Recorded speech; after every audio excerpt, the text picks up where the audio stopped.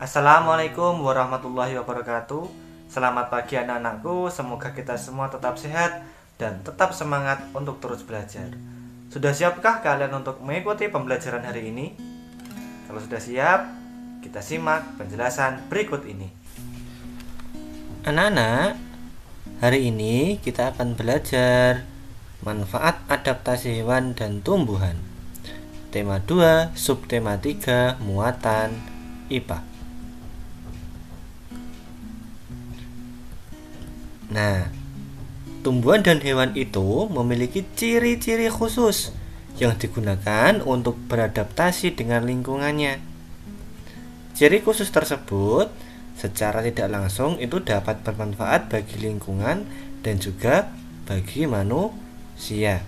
Nah, contohnya di sini ada cacing tanah diselimuti lendir untuk masuk ke dalam tanah, yaitu untuk menyuburkan tanah sehingga tanaman dapat tumbuh dengan subur gitu ya.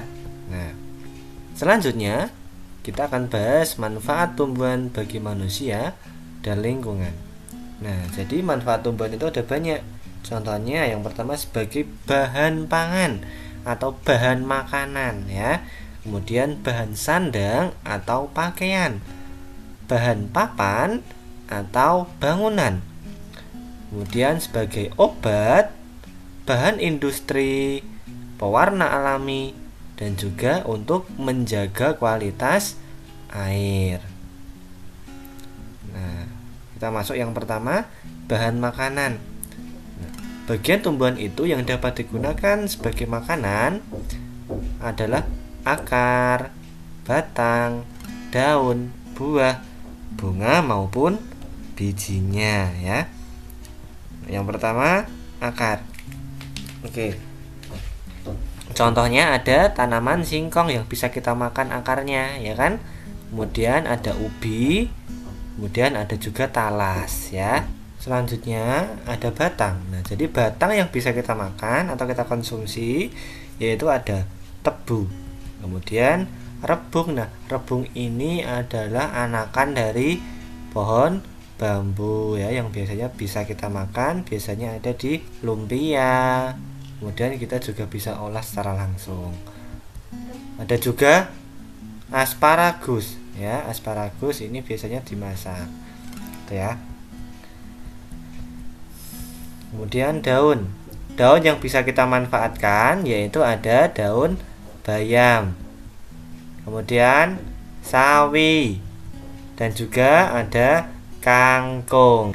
Lanjut ada bunga yang bisa kita konsumsi yaitu ada bunga pepaya, kemudian ada bunga kol, dan juga ada bunga turi gitu. Buah. Nah, kalau buah kita tentunya pasti semua udah tahu ya, semua buah itu pasti bisa dimakan dan bermanfaat bagi tubuh kita. Nah, kemudian yang terakhir adalah biji. Nah, biji yang bisa kita makan adalah kacang kedelai. Nah, kemudian biji nangka juga bisa, kacang mede juga bisa. Ya, bahan sandang contohnya adalah serat kapas. Nah, ini serat kapas. Nah, pohon kapas itu biasanya digunakan untuk pembuatan kain katun ya. Berarti kain-kain atau pakaian yang bisa kalian pakai itu menggunakan serat kapas gitu ya. Nah, diolah menjadi kain katun. Kemudian sebagai bahan papan atau bahan bangunan, contohnya ada pohon meranti, pohon jati, ataupun pohon kelapa. Biasanya kalau pohon kelapa itu digunakan daunnya sebagai atap ya. Tuh. Lanjut sebagai obat. Nah, contohnya adalah daun jambu biji. Nah, banyak ya daun jambu biji untuk mengobati diare. Kemudian ada jahe untuk mengobati batuk ataupun masuk angin juga bisa. Ada kumis kucing untuk mengobati penyakit ginjal gitu ya. Nah, selanjutnya bahan baku industri yaitu getah karet untuk pembuatan ban. Selanjutnya ada getah pinus untuk pembuatan cat. Nah, ada juga buah kelapa sawit. Nah, sebagai minyak goreng.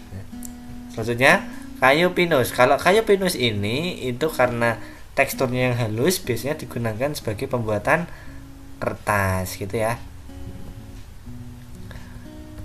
Lanjut, pewarna alami. Nah, jadi kalau pewarna alami ini itu bisa untuk makanan, bisa juga untuk minuman. Contohnya adalah daun pandan. Nah, itu memberi warna hijau. Wortel memberi warna jingga. Kunyit memberi warna kuning. Nah, ada juga buah bit memberi warna ungu ataupun ubi ungu juga bisa untuk warna ungu. Nah, masih banyak lagi ya. Gitu.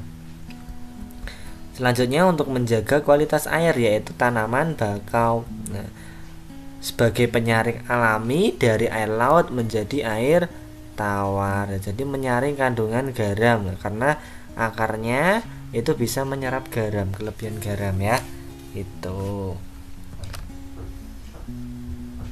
Nah, selanjutnya adalah manfaat hewan bagi manusia dan lingkungan, yaitu sebagai bahan pangan, bahan sandang, bahan kerajinan, bahan pupuk organik, dan juga penghasil tenaga. Nah, yang pertama sebagai bahan pangan atau makanan yang bisa kita manfaatkan adalah telurnya, dagingnya, maupun susunya. Selanjutnya sebagai bahan sandang, nah yaitu digunakan untuk pembuatan kain sutra dari bahan kepompong ulat sutra ya.